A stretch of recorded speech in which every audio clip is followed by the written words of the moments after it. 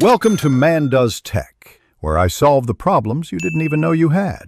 You start now by signing into the exact Google account that held the deleted items. This is crucial because the bin is account-specific. Once signed in, open the Google Photos app or go to Photos. Google.com, prefer desktop for precision.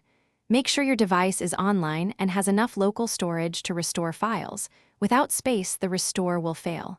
While the bin only keeps items for 60 days, proceed immediately to the bin folder to begin recovery steps. You now locate the bin.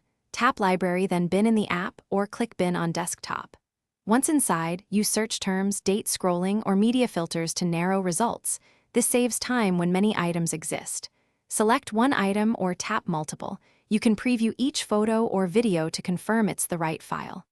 After selection, choose Restore. Google Photos will return files to their original albums and to your library, which is why previewing matters before you restore. You finish by tapping Restore. The app moves photos back to your library and attempts to recover album placement. Once done, confirm restored items appear in albums and search. If Restore fails, make sure you're in the correct Google account, verify available storage, and clear the app cache or try desktop mode. These steps often resolve sync errors.